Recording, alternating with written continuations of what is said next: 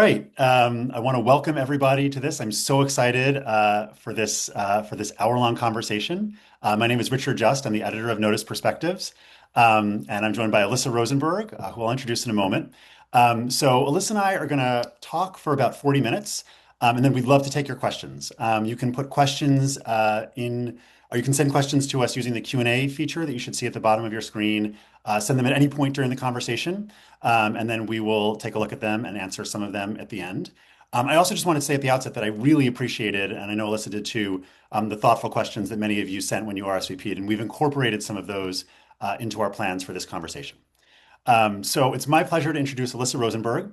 Alyssa is a former editor at the Washington Post, where she wore a number of hats over the years, but most recently and most relevant to today's conversation, she edited the letters section of the Post.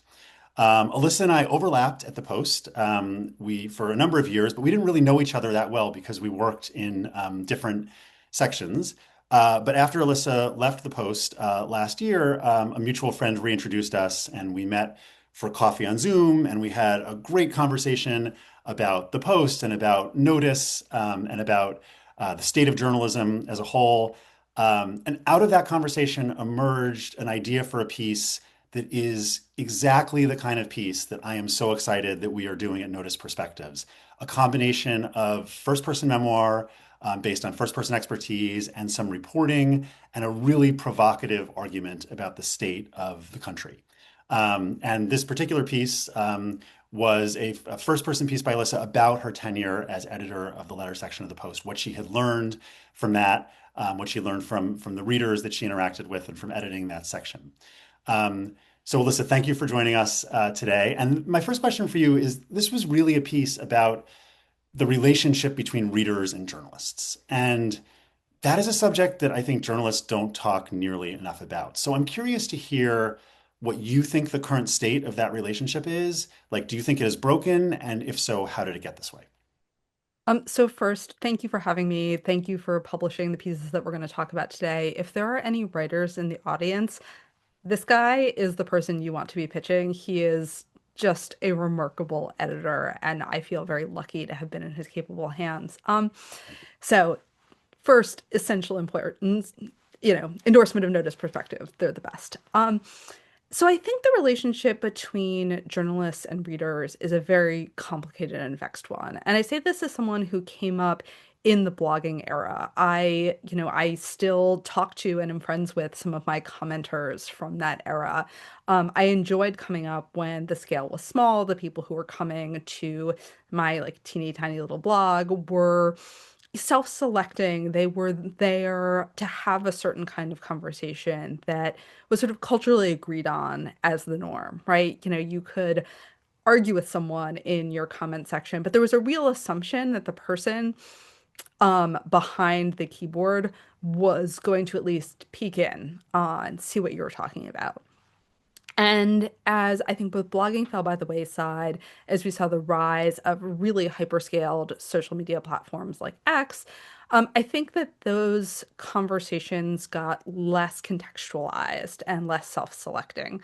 And so frequently you would have people who were responding to a headline that had been pushed out by an organization that maybe a journalist hadn't selected or hadn't even been aware of because of what's called A/B testing, where a publication might show one headline to a certain group of readers and another headline to others in order to test what got the most click-throughs, what got the most engagement.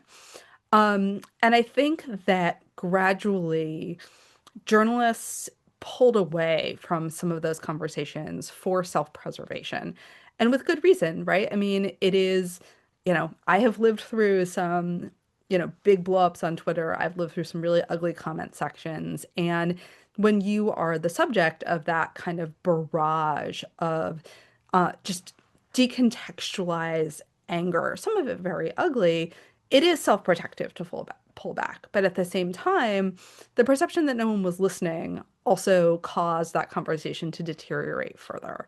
And I think that this is bad for many reasons. Among them, if readers don't feel a real relationship with journalists, they're less likely to trust them, they're less likely to come to them with scoops, they're more likely to approach journalism from a place of anger, anxiety, mistrust.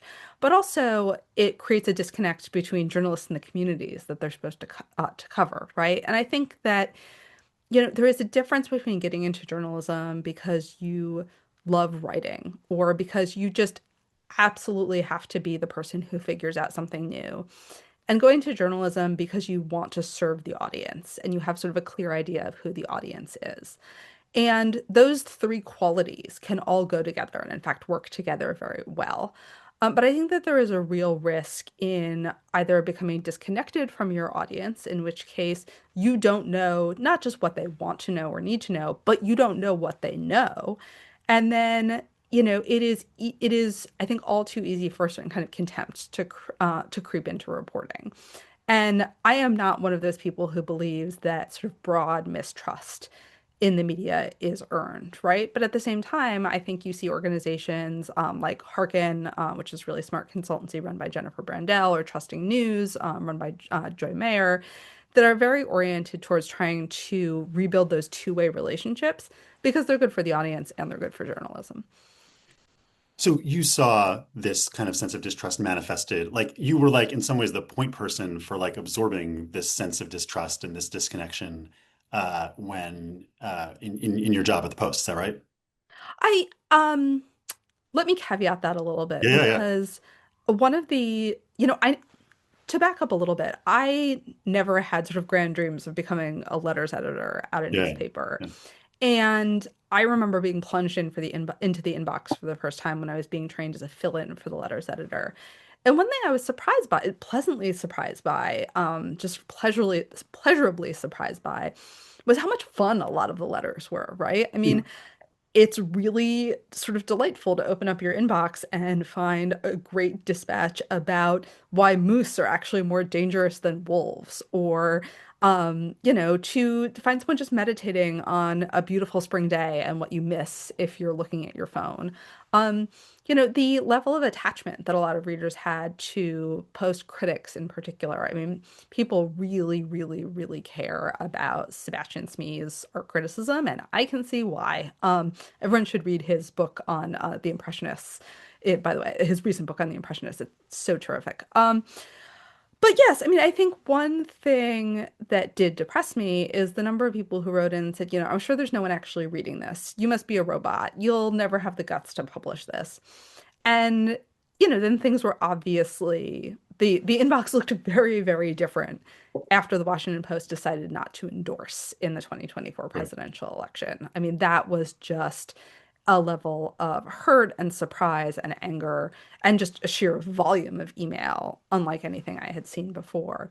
But it was genuinely remarkable to me, even in normal times, how little things like a more detailed and comprehensive auto reply, or dropping someone who is angry a note, um could just people were genuinely shocked by it. And even people who we didn't publish that often.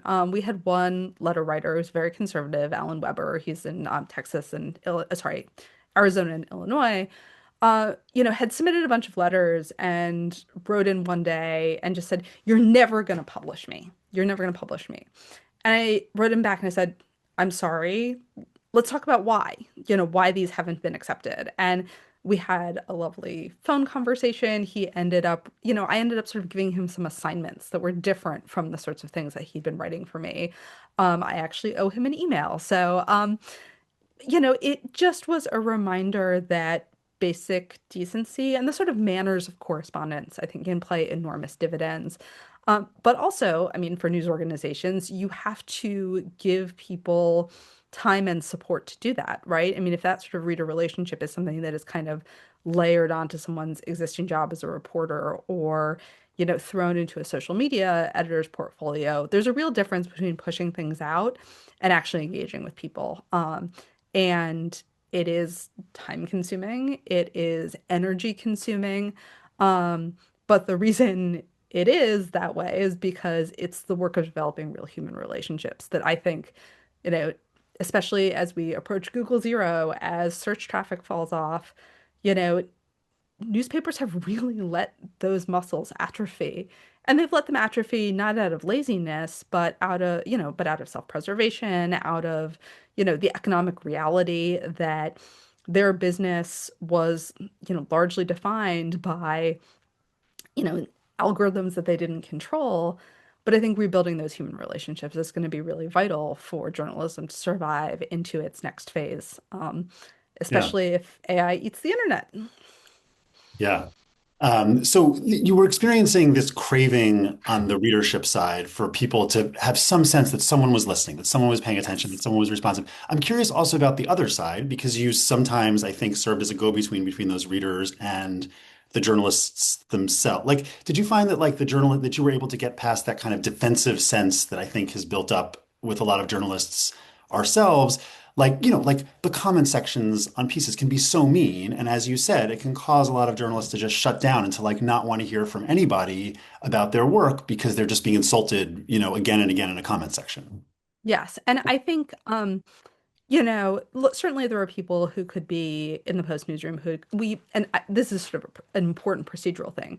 We showed all letters that were specifically responding to an article to Right. the person who wrote that article Yeah. before we ran the letter. I mean, it's the Right. same thing as calling a source before, someone who's named in an article before you Right. reference No, I them. remember as an editor constantly getting those emails from your predecessors and yeah.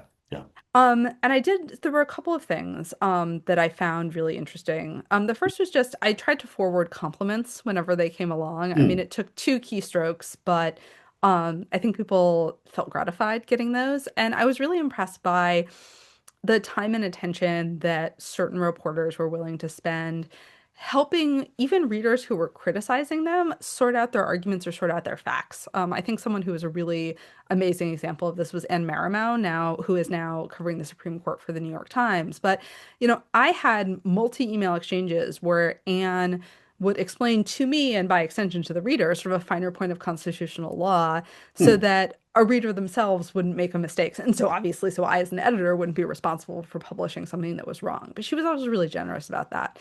The sports desk at the Post was amazing. Again, a lot Yeah. of those people have since left, but Jerry Brewer, Sally Jenkins, all of those folks were really Alan Steinberg, who's now at The Athletic.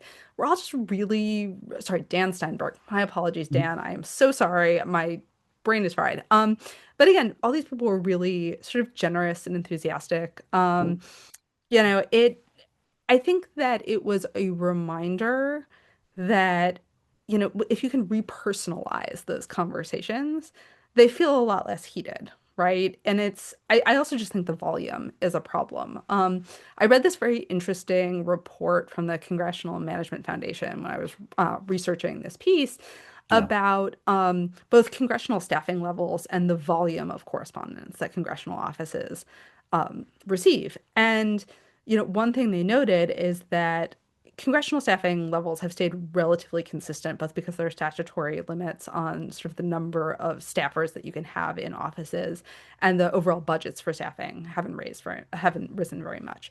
But the volume of correspondence is up something like 16-fold, and a lot of that is form letters and sort of automated letters. And that material is, it's duplicative, it's not personal, but it has to be dealt with, right? Like somebody has to file it. Someone has to at least look at it. Someone has to acknowledge it. And, I think that volume is exhausting. The repetitiveness is deadening. I mean, I could sort of see when a form letter was coming, right? And they're not always presented that way, but they would flood the letters inbox periodically. And I would literally come in the morning and do searches for the sort of key phrasing and just batch file them. But that kind of repetition is deadening, right? It feels assaultive.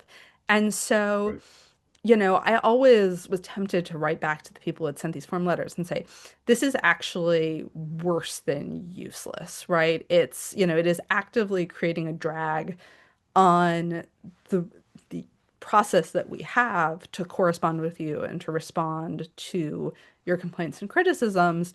And it is desensitizing, right? And I think that's absolutely true for congressional offices as well, right? And I think that the one thing I think about a lot is scale, because there are a lot of publications, a lot of organizations that are all aimed at scale. But I think when it comes to listening and actually hearing people and then being able to respond to them, scale is deadly in some ways, right? I mean, it makes it impossible to do person-to-person engagement on any kind of detailed level.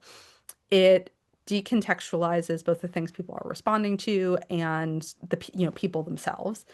Um, and it's desensitizing. And I think that that is something that is just a widespread problem, right? I mean, people don't, average Americans don't think that people like them are represented in Congress. When people post on social media, they don't have a clear sense of who it is that they're speaking to at all.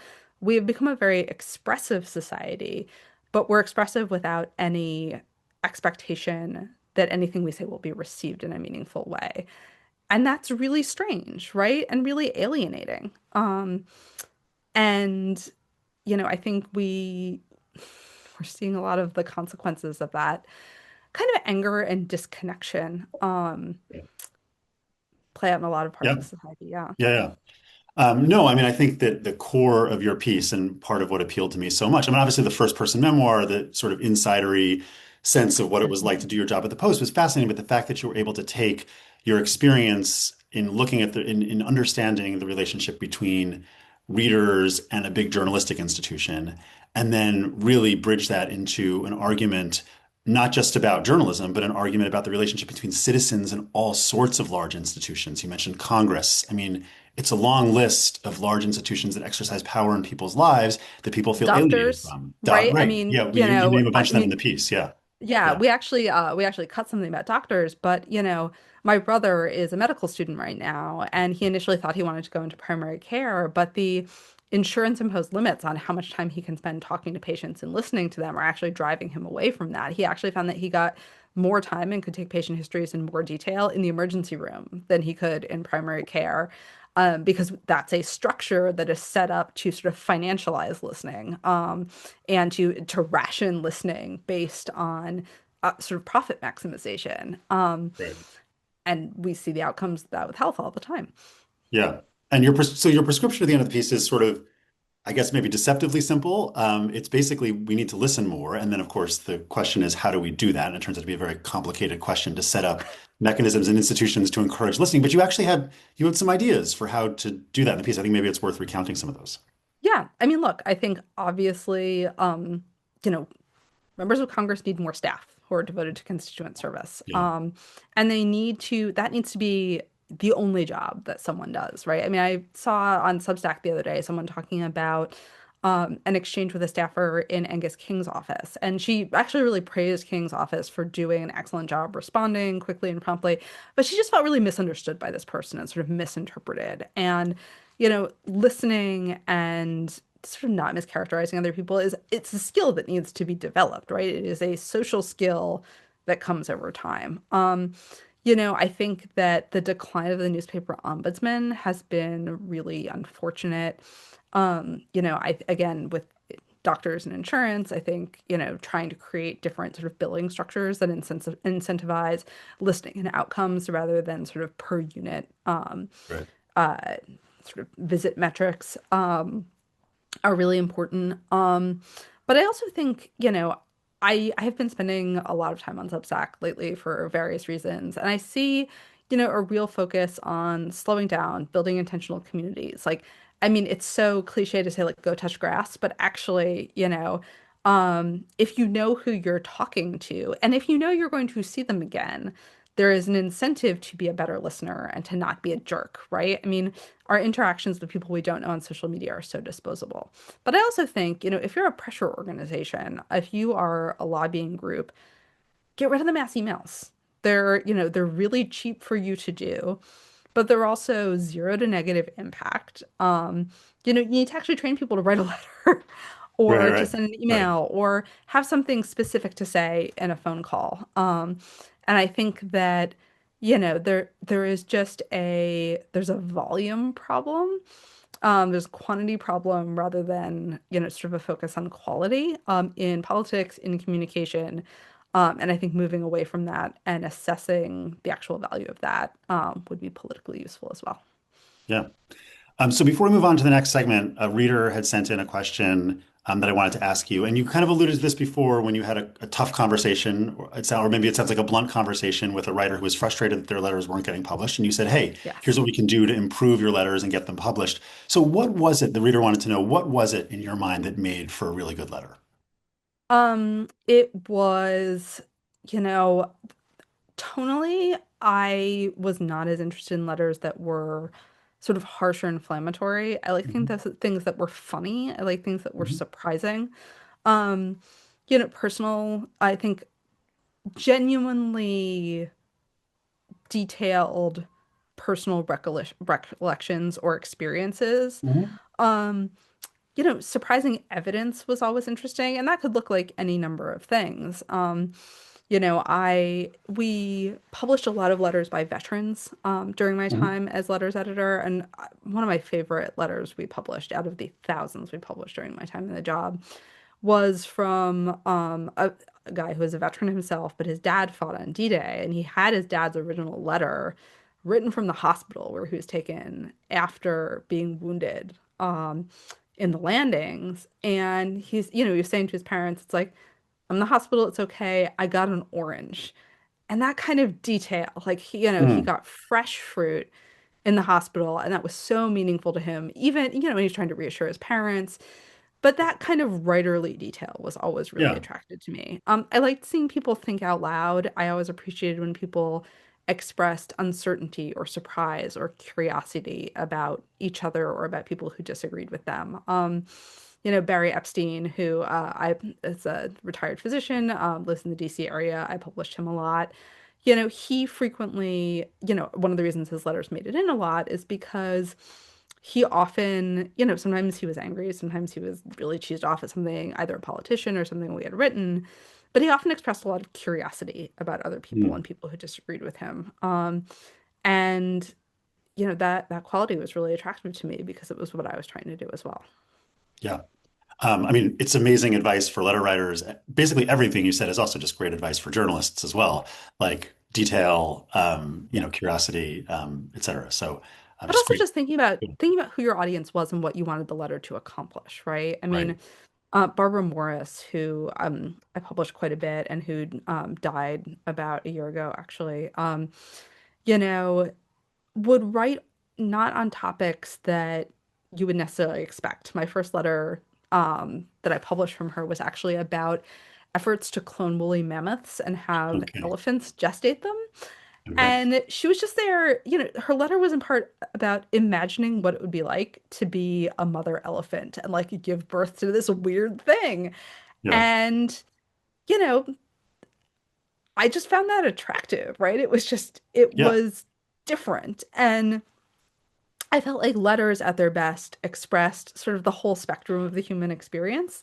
And, they did not feel crabbed. They did not feel sort of stuffed into this tiny mental space. Yeah. Yeah. And I loved that. That's fantastic. So I want to leave some time also to talk about another piece that you wrote for us. So after this great piece you wrote, I was like, well, I definitely want Alyssa to keep writing for us. So we got on Zoom again and we brainstormed again, and you proposed an idea for an argument that I thought was a perfect end of 2025 piece. And your argument was that you thought that 2026 was going to be the year that American politics finally returned to normal. So a provocative point, a smart point, a point that you were going to make with reference to culture and politics, which I Yes. really liked.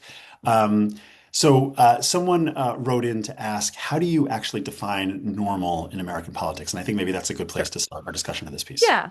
I think in politics in particular, normalcy, normality, normidom to me look like people wanting to actually do what the rules were intended for. So if Hmm. you're in Congress, that means that you actually are interested in writing and passing legislation, as opposed to primarily going on cable news or tweeting professionally, since apparently that's the role of the vice president right now.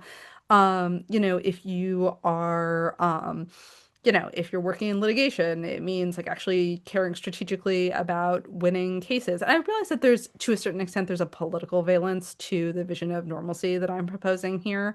Um, but I look at Michelle Wu in Boston, for example. She's the mayor, and she's very progressive in a lot of ways, but she's also just really into filling potholes, right? I mean, her office has sort of put out these reports and like, this is how many potholes I filled.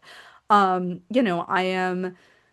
think, normality is less thinking that, the mayor of New York City has anything to do with resolving the Israel-Palestine conflict, and much more about like, hey, pre-K is good, building more housing is Right. good.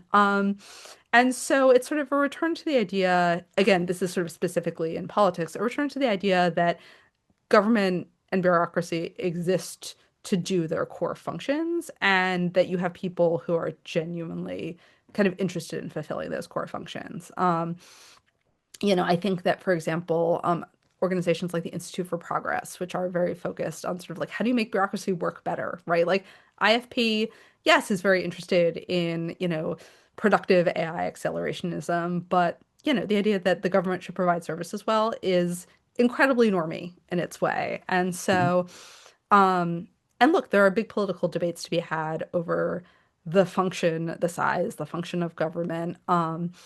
Priorities within government, but the work of settling those in sort of a serious, sustained way is itself highly normal. It seemed to me like there was a thread running through your argument that like basically everything that came from the internet was weird and everything that came from real life was normal. And I know I'm oversimplifying, but I'm wondering if there's anything to that in your mind. So I should acknowledge that I am in many ways a creature of the internet. Like much of my career as a journalist stemmed from the fact that I was, if not a super early adopter to blogging, I was sort of willing to jump in to that and launched a blog I wrote about pop culture from a guest blogging stint on Matt Iglesias's blog when it was at The Atlantic, where, and this will tell you how old it was, my co-guest blogger for the week was Ta-Nehisi Coates. So, Wow. um, that's it's It's a a real different era. throwback. Yeah. But yeah, look, I think that one of the most deleterious things that happened, let me be clear, one of the most deleterious follow-on effects of the COVID pandemic, which the most deleterious effect of the COVID pandemic is that millions of people died, is that a lot of Americans got shunted online. And when things started to open up again, the lines between what I think a lot of people thought were initially sort of these performative characters that they played online and their real meat space selves had started to deteriorate. And I think Mhm. if you look at, events like January 6th, part of what happened there was that the internet burst through the screen and into the US Capitol, right? I mean, you had phenomena like QAnon, you had these, you had sort of a meme-driven insurrection. And I think that the retreat into the screen and, the difficulty in kind of determining, you know, the real world and the internet. There's a wonderful writer who goes by the name Catherine D, who describes the internet as fairyland, as Hmm. sort of like an enchanted space into which you pass, and from which you may return and changed. And I really do think we see a lot of that, right? And I think that, but I also think that part of the drift away from normalcy in politics is sort of an attraction towards the internet, is a tendency to think that the most important thing, and again, I've mentioned this, but like the idea that the most important thing that you can do as vice president as is beef with people on Twitter is very strange to me, right? And I mean, I know there are other things that JD Vance does, there are other ways he conceives of that role, but to me, that's an odd way to spend a lot of your time in one of the most powerful positions on earth. And I think there is a real sort of draw to fairyland that is kind of strange, and that you see people trying to detox from in any number of ways. And in some cases, the internet can facilitate that return to something more material, right? There's a writer named Simon Heisel who runs these sort of very slow book clubs on Twitter. So you Hmm. read a chapter of War and Peace a day. There's another woman who's doing like a couple hundred lines of Paradise Lost a day. And I think you Hmm. see the internet creating spaces for people to do some of this reconnective work. But yeah, I think that, look, the incentives of the internet are not the incentives of the real world. They're not material in some ways, right? Like the things that lead to you getting 200,000 followers on X may not be the same things that are conducive to passing legislation or reforming the bureaucracy. Mhm. And that disconnect, that almost that substitution effect, I think has been very distorting. Yeah. So, but in your mind, there's reasons for optimism. And I guess I assume you're two weeks or whatever we are into 2026. I assume you're standing by your case for optimism. I am actually, Okay. there were someone, I forget who pushed this out, but if you look at 2025, murders and crime are down a lot, overdoses are down, life expectancy has started to rebound. I think the skeptical responses to the administration's adventurism in Venezuela are sort of healthy and normal. I Hmm. think I was driving home from New York City last weekend and saw an enormous, driving down Wisconsin Avenue or sorry, Wisconsin or Connecticut, either way, like through the suburbs back into DC, saw huge crowds of people out protesting the killing of Renee Good in Minneapolis and hoisting the American flag, right? And that kind of that kind of that combination of sort of civic renewal and patriotism are normal. They're healthy. That's a good baseline. I think that the 250th is going to be contested. There are, a lot of questions about how that commission has done its work. It's, very sort of piecemeal, state to state. On the other hand, the fact that there's going to be a 250th at all, and that that's something that we're sticking with as a country. And also, I've been teaching writing in a program where a bunch of students researched um, earlier commemorations and found that like often they were kind of a mess too. They came together at the Hmm. last minute, right? Interesting. I think it's very easy, especially with the sort of amount of news and information that's available to us now, to assume that we are in a crisis without precedent. And you know, I think that's just obviously not true if you look at any number of dimensions of American life, right? I mean, the assassinations that we experienced in 2025 were horrible and upsetting. We are at lower levels of political violence than, we were during, say, the golden age of hijackings in the United States, when, you had pilots who were being hijacked multiple times. um, it's, I, it's been a weird couple weeks, right? I mean, I would not deny that things are happening in the news, but at the same time, I think that, you know, obviously this administration was not going to magically go away in 2026. And so there was always going to be a sort of high proportion of weird, but like Mary Pallotta running for Senate in Alaska, right? It's like there might be a pretty normal midterm election where people grade the party in power and deliver a failing grade, right? That is a normal functioning thing to happen in a healthy democracy. Yeah. Yeah, and I think your argument was really about reading the kind of underlying like cultural Yes. tea leaves, that there's this like you can sort of sense this groundswell of desire for normalcy coming, even if it isn't like Yep. fully actualized in the way politics Absolutely. is playing out Yeah. yet. So yeah, Absolutely. yeah. It was a great piece. Any readers who have not read that piece or Alyssa's other piece, highly recommend both of them. I wanted to spend just a few minutes before we go to Q&A talking more generally about the state of something of a kind of journalism that you and I both really love and are really devoted to, which, you can call it a bunch of different things. I think you used the phrase the other day when we were chatting, you called it the newsy essay.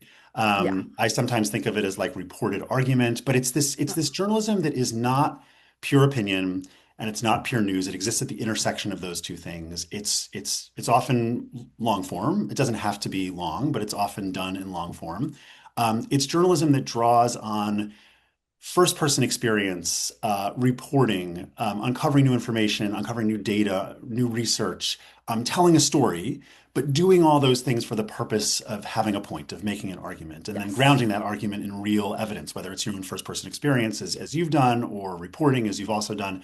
So it's a kind of journalism that I think we both think is like crucial for democracy is really important, but it's also kind of journalism that, outside of a few publications that still do it really well, has often struggled to continue to find homes in recent years. And it's the kind of journalism, I should say, that we are really excited to be emphasizing at NOTUS Perspectives, and it's going to be a core of what we offer.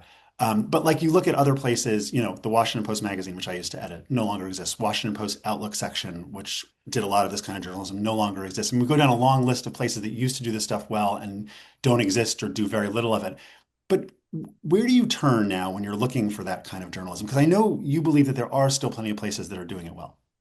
Yeah, one place I would call out in addition to Notice Perspectives is the Boston Globe Ideas section, which is sort of Yep. the last Yep. They're great.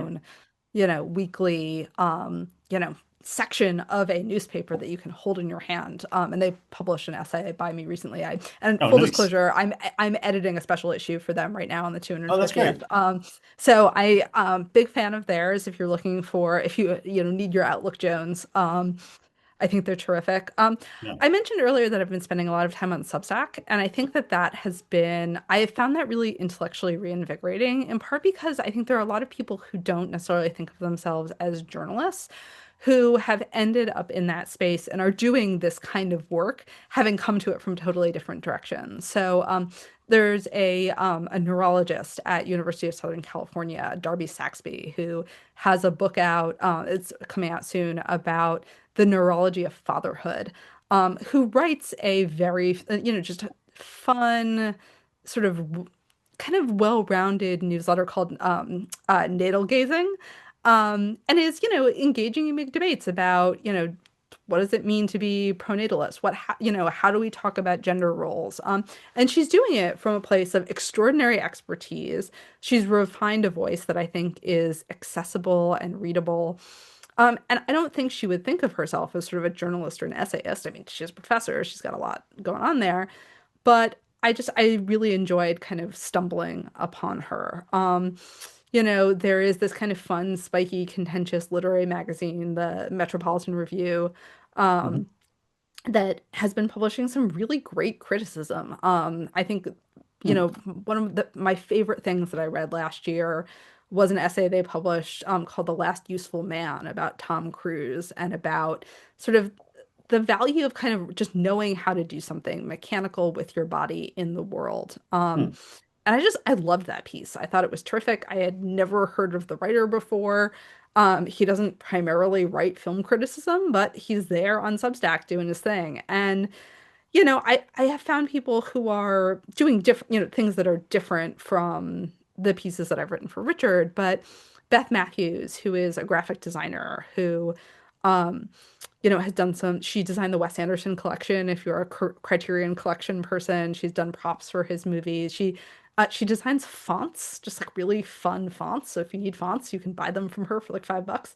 Um, but she wrote this wonderful essay. She's interested in color theory. And so she wrote this fabulous essay about why mid-century control rooms and factories are always seafoam green. Right? And that's something where it's very easy to say, like, oh, well, it's just vibes. That was the color. In fact, there was a theory about colors that would keep people attentive when they were doing important work.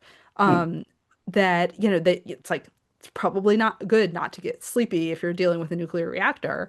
But that also would provide sharp contrasts for warning signals and lights. Hmm. And that's amazing, right? I mean, that's something that is informed, reported about something I never would have thought to be interested in, but there it is. Yeah.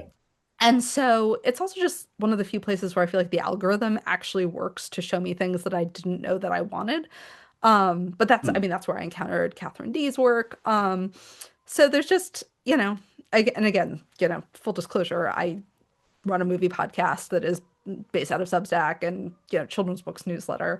So I found the Right. software congenial to use, but also just these are writers who I was not getting exposed to at the Washington Post, and I was reading widely. They were not people who were writing for this dwindling number of outlets, but there they are, and I think that's kind of beautiful and wonderful. Gives me a Yeah. lot of Yeah. hope. Yeah. That's good. Um, well, we did get some questions from readers, and they circle back to your Washington Post piece. So we're going to kind of end the conversation, I think, by talking a little bit more about that. So one reader wrote in and asked, when Post publisher Catherine Weymouth eliminated the Post's ombudsman, and you did reference the Yes. ombudsman, which the Post used to have and then no longer had. She explained that media writers and Post readers will continue to hold us accountable for what we write, and that really was the kind of justification for getting rid of that position. And this reader wanted to know, like, do you agree? And what weaknesses do you see in relying on readers as the primary mechanism to hold the newspaper accountable? So I first want to shout out the person who asked this question. Oh, Joe Capone was one of my favorite regular letter writers at the oh, Washington amazing. Post. That's great. Um, and Joe, I hope I don't embarrass you too much here, but Joe wrote incredible, detailed, sort of lawyerly briefs that captured a lot of the Post's contradictions, hypocrisies, sort of failures to see itself clearly. And so, I mean, in an ideal world, I would have appointed Joe to a reader council to sort of keep us honest. But look, I think I should be clear in terms of thinking that media writers and post readers will hold the Post accountable. My husband is a media critic, right? He's a senior fellow at Media Matters, and writes tough, smart stuff all of the time about what the Post. No, he was recused while I was there, but like what organizations are saying. I think media reporters are really valuable, right? I mean, they dig up all sorts of interesting information. They bring decision making to light. They alert people to what's going on at other publications, especially when publications don't cover themselves. So I think they're very valuable.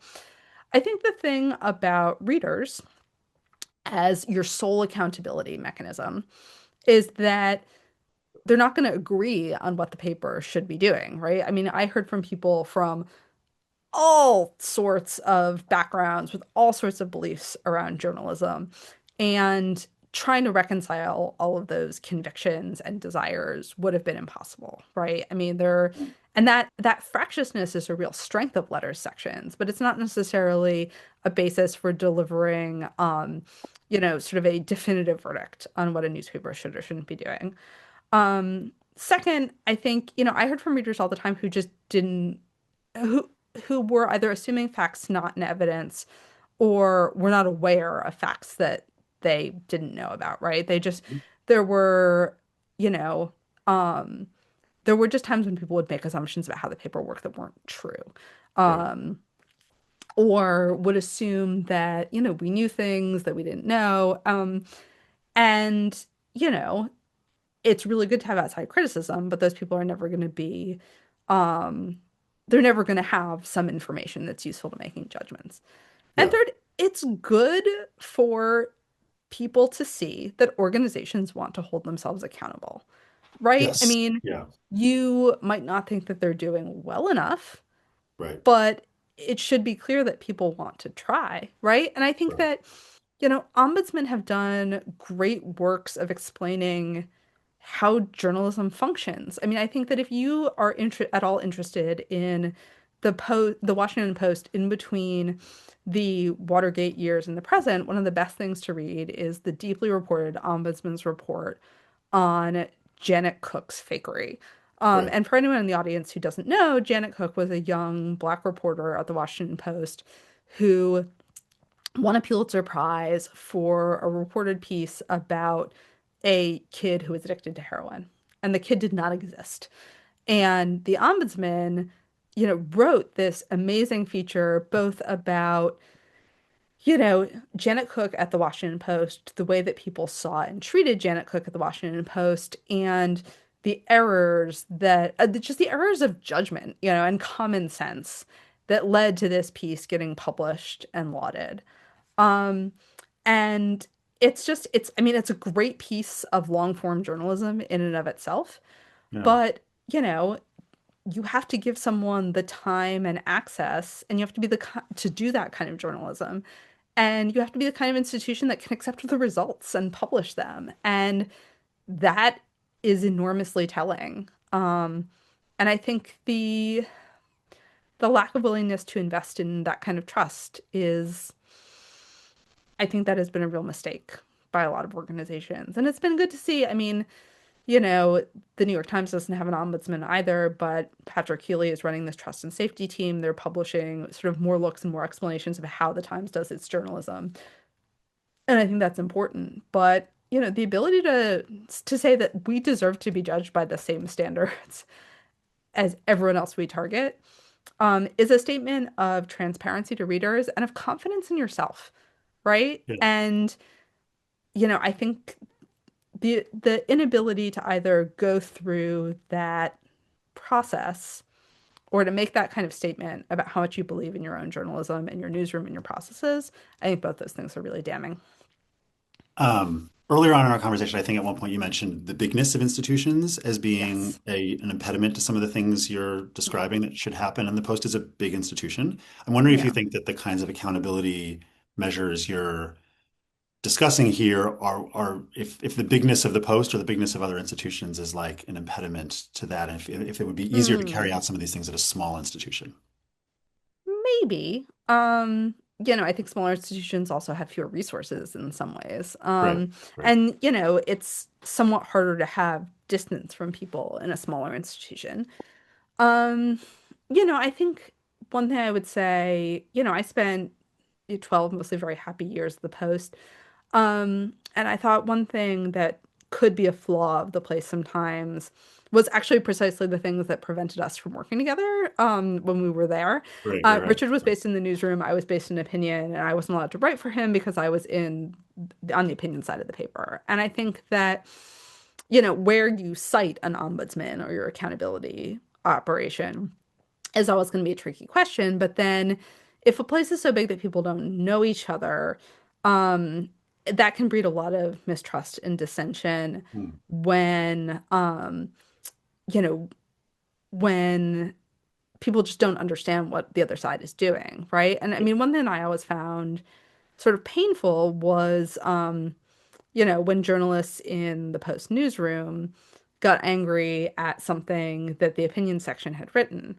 right. And, among other things, like, the guild, the same newspaper guild represented the same people. And so, that was something that I think maybe should have been taken into greater consideration. But I think if people had just known each other more, um, that would have been, you would have had fewer of those kinds of flare-ups. But I mean, I also think it's an interesting question, right? Like if standards is based in the newsroom, the standards then have jurisdiction over the opinion section. How do you handle Right, right, that? right. So, I don't know that it's necessarily scale, but I think bureaucracy and culture can make those kinds of Yeah. efforts more difficult. No, I think that's right. I just also think, I mean, I think you made this point earlier, but like the bigger an institution is, I think the tougher it can just be at a basic level for people on the outside to trust it. Like people see Yes. bigness and they see something that feels less personal and therefore less human and less trustworthy. Um, and then also, just as you're alluding to, I think the bigger an institution is, the harder it is for that institution to change and to adjust and to, maybe Yeah. take absorb criticism and pivot quickly because big things just don't change as easily. So I Yeah. think to me those two things can be what whether we're talking about journalism, we're talking about any big institution, and government is Yeah. the biggest institution of all. Those two things can be impediments, and how you overcome that is a tough problem. Um, so there was another question that I wanted to relay to you. You can see the questions, right? So you can also probably read it Yes. yourself, I but I'll can read it. anyway. I'll read it for the readers who so they know what's being asked. So Alyssa's criticism of mass emails strikes a chord with me from experience processing comments for federal land management environmental analysis projects. One of the procedures we use there is to group all non-personalized instances of a comment into one, and there are tools to help us with that. My question, would this be useful for a newspaper letters editor or for a congressional office? Hell yeah, I want to know more about these tools. Yeah, I mean, fascinating. because Yeah, one thing that was challenging about the letters editor's job was we were just running it through Outlook, right? I mean, there were not terribly sophisticated right. sorting or search tools. And, that was something that we were talking about before I ended up needing to take the buyout at the Post about sort of how we could improve those processes. But yeah, look, I think that a lot of newsrooms are operating, and I'm sure this is true of congressional offices, are operating on kind of coupled together tech stacks. So you might, at the Post, reader letters fed into Outlook, and that same Outlook account was also the Dropbox for a like a web form that people could submit letters through. And the web form was actually super useful. We could export it in certain ways. I could do certain kinds of analysis on it.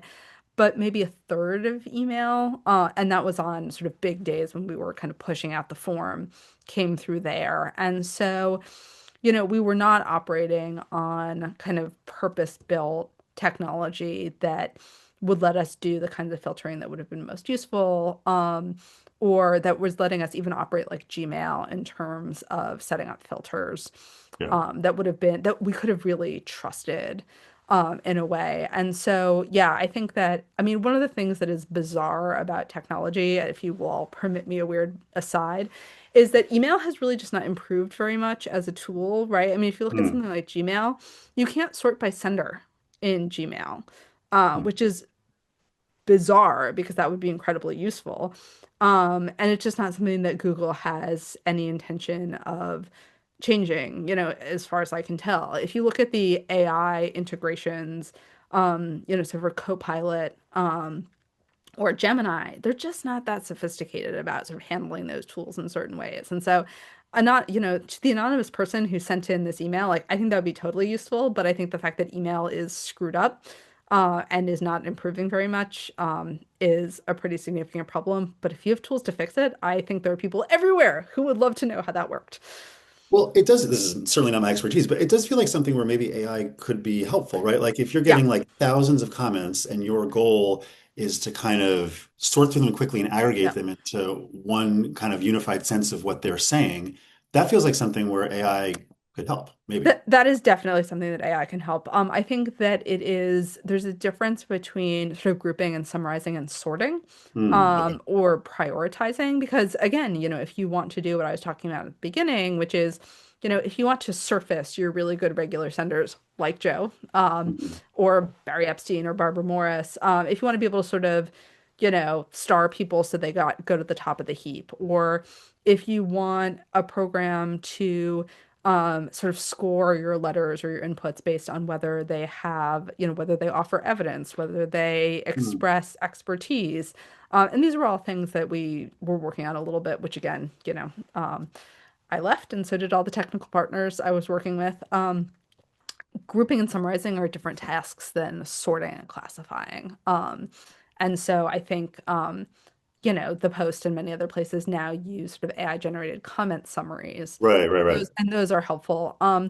You know, Especially when dealing with, this kind of commentary, I have found that AI tools are perform in sort of a mixed way when it comes to doing counts, and sort of turning, freeform text into sort of well categorized, sort of numbers that you can pull out. We actually did some AI analysis of about 13,000 of the letters that came in after the endorsement decision. Mm. And we could get, trying to think of the right word for this. We could get a good read on it. Many readers say X, Hmm. but if I would say, can you give me an accurate count of the number of people who reference Catherine Graham using all five of these spellings, because people misspell Mm. Catherine Graham's name constantly, it could not do that for Right. me. Oh, that's And interesting. so, Yeah. and that was 8 months ago at this point. Some of Mhm. the newer model releases may be better at that, but it's hard to clone that part of a human brain. Hmm.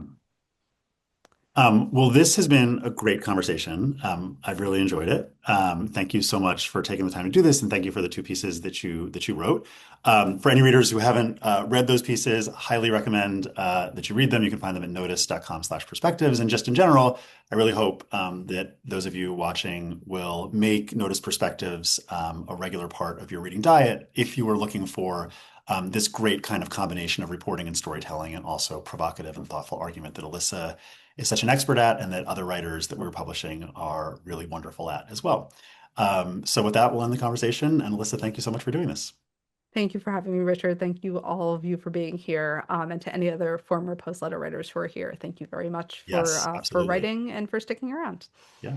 All right. Take care, everybody. Thank you.